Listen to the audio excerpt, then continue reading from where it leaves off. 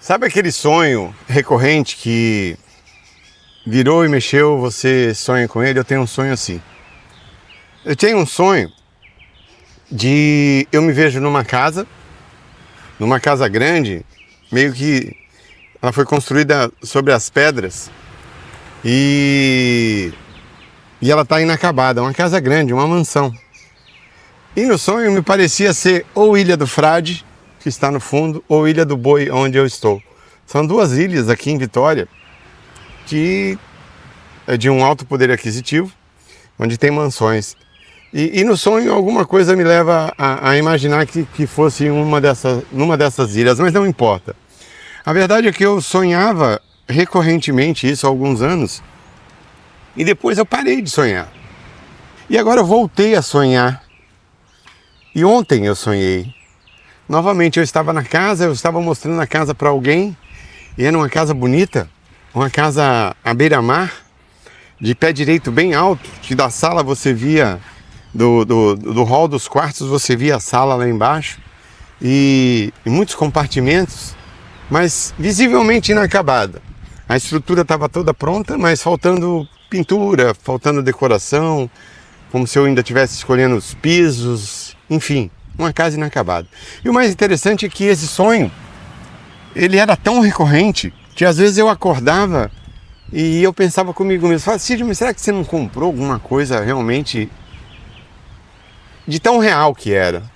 Eu falava assim, é claro que não, né, Cid? Antes de você comprar esse apartamento, você até chegou a cogitar comprar uma casa, mas depois você não fez isso. E aí passava algum tempo, eu sonhava de novo. Mas agora, recente, ontem eu sonhei. E justo agora, quando eu me desafiei a gravar os 100 vídeos em 100 dias, e coincidência não existe, né? Acho que é um sincronismo. Então, o porquê dessa casa inacabada? Talvez ela exista. Realmente ela exista, não fora, mas dentro de mim. É uma estrutura que já está pronta, precisando ser acabada. É uma estrutura que foi moldada, que moldou o meu caráter, a minha alma, e que estava faltando uma demão de tinta, um piso, retomar alguns hábitos que eu havia esquecido. Eu sempre gostei muito de ler. E tudo começou um ano atrás, exatamente um ano atrás, 366 dias atrás, eu falei assim, poxa, mas se você não tem 5 minutos para fazer o Duolingo, então você realmente não quer saber nada de inglês. E aí eu me propus a esse desafio, e hoje é o número 366, que eu pratiquei pelo menos uma aula. E depois disso, vendo uns vídeos do Elton, eu me desafiei a gravar esses 100 vídeos em 100 dias. Ele tirou um peso das minhas costas, que o importante era o hábito de gravar e que cada vídeo ficaria melhor que o outro. Enfim, eu encarei o desafio e talvez isso seja a parede inacabada, o piso que estava faltando, alguns móveis que precisam serem colocados nessa casa interior. E o que é mais bacana é que aí começou com o Duolingo, agora o projeto dos 100 vídeos em 100 dias, eu comprei o curso dele, onde ele faz a gente fazer um autodesafio, uma autodeclaração de que eu vou gravar os 100 vídeos, que eu vou me dedicar à leitura e à escrita diariamente, pelo menos por 90 dias, e tudo isso está sendo incorporado e está gerando uma onda de um bem-estar tão grande, de uma epifania eu nunca vivi. E essa vontade maravilhosa de colocar isso para fora, de contar isso para você, a certeza que de alguma forma isso vai seguir como uma flecha para alguém que estava precisando ouvir isso, para tirar um sonho do papel, para começar a fazer um exercício físico, para fazer uma dieta, tirar um projeto da gaveta, colocar alguma coisa em prática.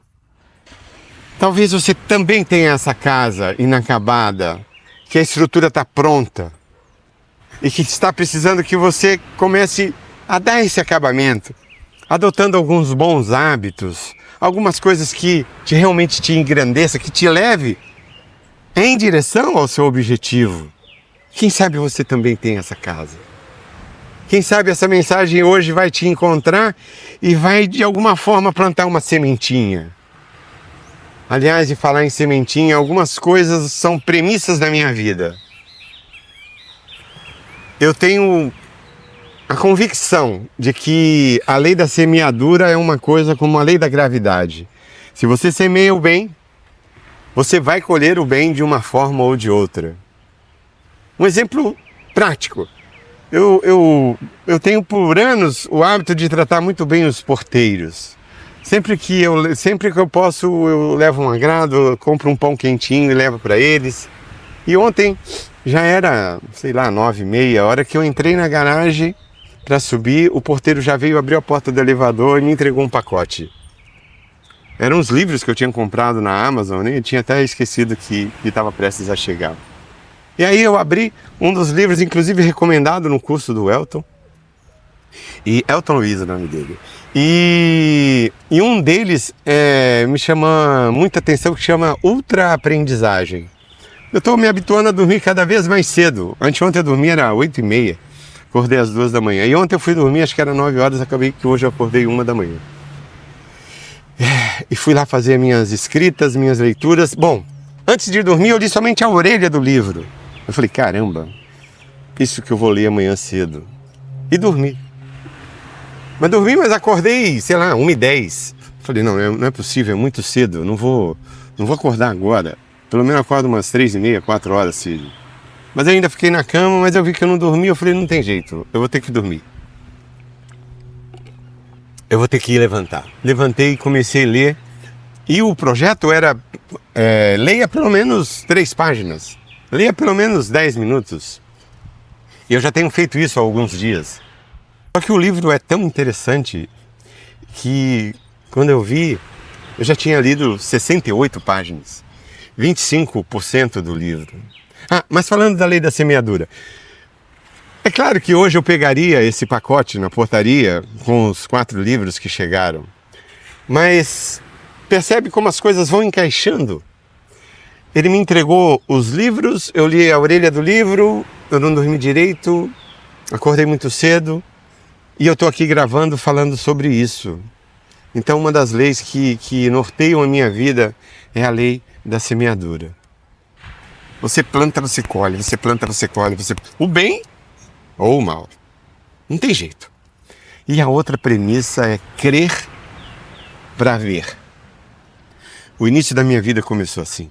Eu tinha 0 experiência com vendas e chegou às minhas mãos um livro, de vez em quando eu falo sobre ele, é O Poder do Subconsciente, onde fala de você ver a coisa acontecendo, ver o benefício que aquela coisa provê para você e para quem está em torno, vivenciar aquilo, se ver satisfeito, sentindo o cheiro, a atmosfera, o prazer da conquista, mas muito importante também é o quanto aquilo contribui para quem está com você, para quem convive com você, o quanto aquilo está fazendo bem para um todo. Essas 2 premissas não tenho na minha vida. A lei da semeadura e o crer para ver. Crer para ver eu estou praticando inclusive nesse vídeo. Eu já vejo os 1000 inscritos no canal. Embora você possa estar vendo menos de 50 hoje, mas eu já vejo. E mais do que isso, mais do que o número, eu vejo os inúmeros comentários de que, Sidney, aquela mensagem XYZ eu precisava ouvir naquela manhã, naquele dia, naquela noite, naquele momento. Aquilo me fez acordar para uma coisa que eu estava deixando adormecida. Eu tirei um projeto do papel. Eu comecei a fazer a minha caminhada. Assim eu comecei a caminhar também, né? Eu não corria. Eu estava uns 20 quilos mais pesado e eu comecei andando, correndo 30 segundos e caminhando 2 minutos. Hoje eu corro 10, 15, já fiz até meia maratona. Mas a questão é a lei da semeadura e o crer para ver. E eu vejo os inúmeros comentários de que de alguma forma eu plantei sementinhas para 1, para 2 pessoas, não importa para quantas. Eu fiz alguma diferença e com isso, conforme aquela parábola, eu joguei a minha estrela do mar de volta ao oceano. Embora houvessem milhares, eu fiz a diferença para aquela estrela do mar que eu joguei ela de volta ao oceano. E é isso que eu quero fazer com você. Quem sabe eu estou semeando uma boa semente no seu coração, no seu intelecto, na sua mente, para você retomar a casa inacabada, terminar o acabamento, voltar a morar dentro da sua casa, a sua casa interior, o seu intelecto, o seu espírito, a sua alma. Quem sabe essa mensagem hoje te encontra e consegue acender aquela lâmpada, ligar a energia da casa que ainda não existe, colocar os vidros na varanda, chegar até a varanda para apreciar o sol nascer, o sol se pôr, tomar um vento, falar aquela palavra que é tão difícil às vezes a gente verbalizar, eu te amo, para uma pessoa que realmente você ama, é liberar o perdão. Eu não sei qual é a camada de cimento que falta. Se é um acabamento fino, se é uma pintura, se é rebaixar o teto, se é colocar gesso, se é colocar móveis na sala. Você é quem sabe. E eu espero que, de alguma forma, eu tenha te ajudado nessa missão com essa mensagem. Tá bom? Um abraço, Deus nos abençoe. Até o próximo vídeo.